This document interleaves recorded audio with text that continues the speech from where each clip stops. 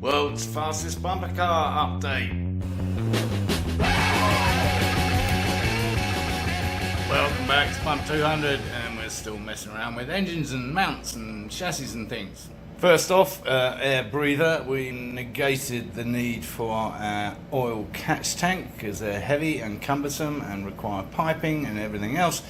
So we just put a nice little filter on there. It will go straight to atmosphere, just the same as it does on the Kawasaki down there, and actually on the Stratos. So that saved us a few pounds in weight, not quid. Next up, I'm going to be looking at this clobber actually, because we can not put it on the handlebars. If there are going to be handlebars, there might be a steering wheel, we don't know yet. But also from a safety point of view, kill switch and start button, I think should be somewhere externally on the bumper car itself, just in case, just like a race car. And on the same subject, I may have mentioned this before, this is the Humpty Dumpty meter, but it's basically monitors that the motorcycle is the right way up and cuts everything if it's not. And Chris suggested that we recommission this and put it on the car somewhere, which again is probably a good idea. As you can see, we've got a multitude of switches to choose from. These are a little bit crappy, honestly. Used them on the Bel Air. Got some nice retro ones for the Bel Air. Oh, like that. Yeah, that's kind of cool. This is a proper kill switch from a motorcycle, which could be mounted, no problem. This is just some random switch. And then we've got a Pucker race car one, which we bought for the race car, but it was only 2-pole as opposed to 3, I think, which is what we ended up having to have. So I think I might use that. It's a bit heavy though, isn't it?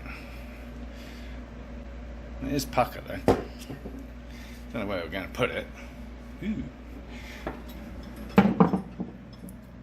That works. Don't even have to drill a hole, although it's slightly too big.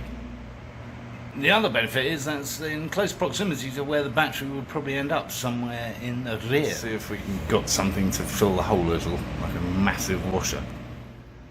Turns out we have.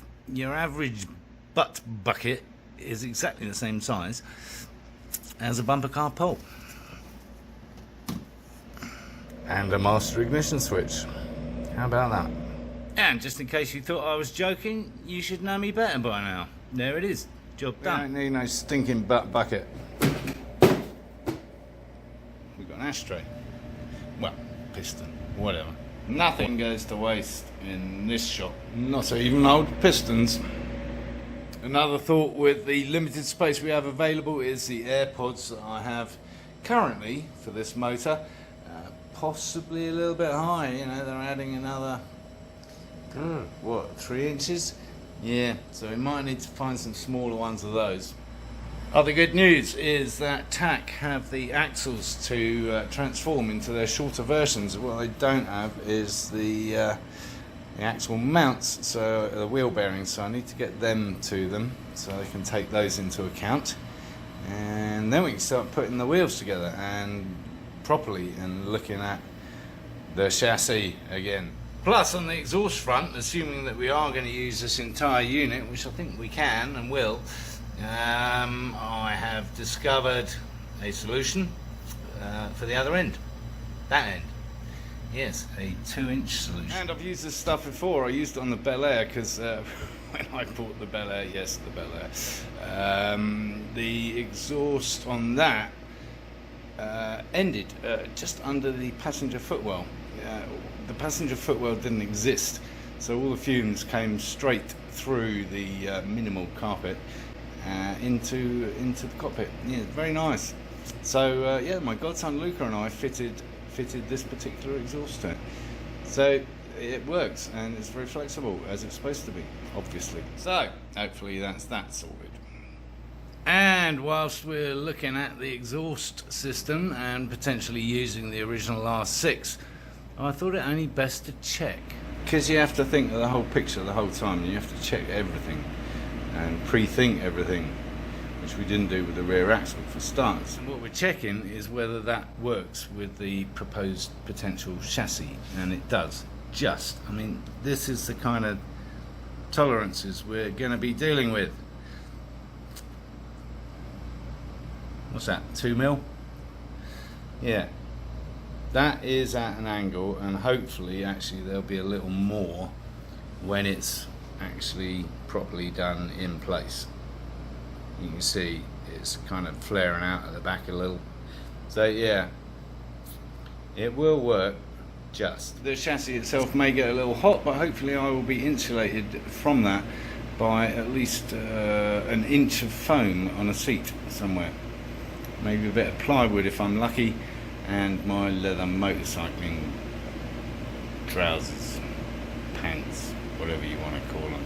Yes indeed, we don't want any Burt Munro burning incidents with feet and legs and shins and things on exhaust pipes, and I will be wearing leathers because this is more akin to motorcycling than it is to race driving, so a fireproof suit is not really going to help if I get thrown out of it and tumble down the tarmac at 100 and whatever the hell. So, talking of tolerances, and bearing in mind that I said this is kind of flaring inwards towards the front, this is going to end up further that way, so there might be an issue with this end of the exhaust, but if there is, it's not a problem. This is just a muffler, which we don't need, silencer, and we can cut it back to here if we need to. We don't need no stinking muffler. This is not going to be on the road. Well, yeah.